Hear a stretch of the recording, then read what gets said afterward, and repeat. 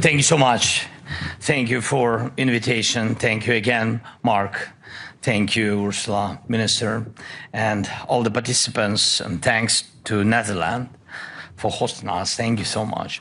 So, dear friends, thank you all of your attention to Ukraine and to our joint defense capabilities.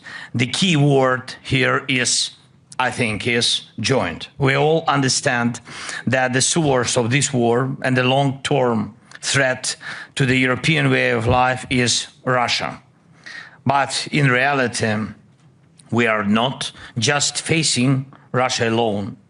We are facing a network of state and non-state actors that are serving the cause of aggression.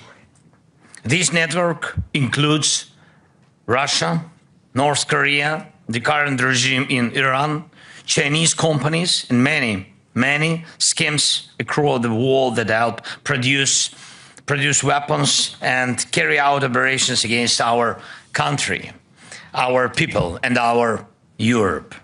Only together can we counter this.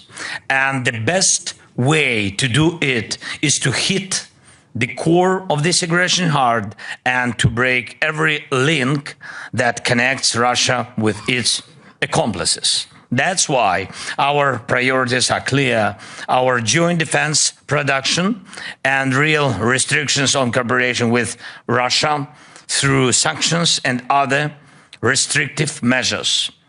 Thank you to everyone who's helping us with this. Now, the key points for today about defense production. First, investment and technology. Our defense production potential has surpassed $35 billion. This includes nearly 1,000 types of products, from artillery and traditional armed vehicles to advanced drones of, by the way, of all types and missiles. But around 40% of this potential lacks proper funding. It's true.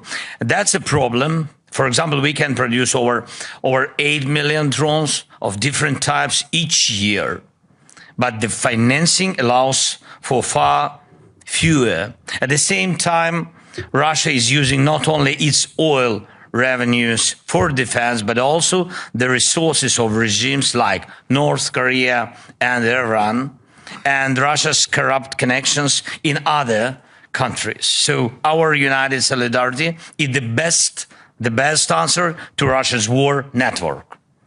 And we are open to various forms of cooperation in the defense sector, including sharing our expertise and achievements with those who help the most. And we must lead in the drone race, both in strike drones and interceptors, and keep moving forward in producing traditional weapons, taking into account all the lessons learned in this long war. Please increase your investments in Ukraine in joint weapons production. And all the weapons we produce become part of a new, stronger European defense and security system. In this context, we welcome the European initiative, Security Action for Europe, which includes plans to provide up to 150 billion euro to develop the defense industry. And we call for this program to also be actively used as an extra source of support for our shared security. And it's important to keep in mind that Ukraine is an equal partner to this program, meaning that ensuring security is our common cause. Second, long-term resilience of our countries.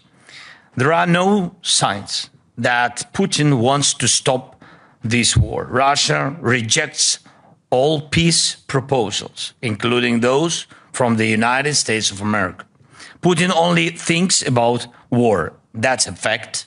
Maybe he connects his own political survival with his ability to keep killing. So long as he kills, he lives. And our intelligence confirmed this. Russia is even planning new military operations on NATO territory, meaning your countries, and this war is now on in Ukraine, and it's to get prepared, well, to be ready. No doubt we must stop Putin now and in Ukraine, but we have to understand that his objectives reach beyond Ukraine. European countries need to increase defense spending. We believe that 5% of GDP is the right level. A united Europe can create a defense capability that will destroy Russia's illusion that war with Europe could bring it anything. To kill that illusion faster, we must take away Russia's ability to continue this war against Ukraine with impunity. It's better to hold Russia back where it's already stuck. And I thank every country, and I thank every leader who has already decided to commit part of their national defense spending to supporting Ukraine. If every European country commits at least 0.25% of its GDP for this, and we are thankful to those countries who commit more, like Netherlands, Norway, Sweden, and such big commitment like from Germany. It's something quite reasonable. The chances for peace in Europe will grow. Third, please make sure your countries and your companies are not helping Russia or its bodies in any way. This is crucial, really. And there is no significant Russian weapon today that is produced without components, without equipment or materials from other countries, sadly, including some from Europe and NATO. Yes, of course. And this must stop.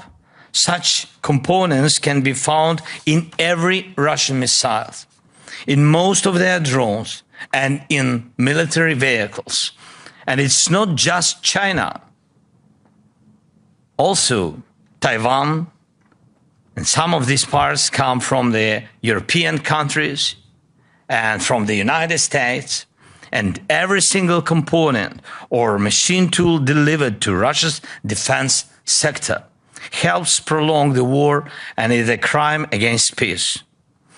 Every scheme that helps them build Shahed drones or any other tools of killing is not just aiding a war against us, it's a threat to you and to the way of life that millions in our countries value deeply. Please, let's make sure that our defense potential and the potential of our partners works for our peace, not for Russia's madness. Thank you. Slava Ukraini. Thank you so much.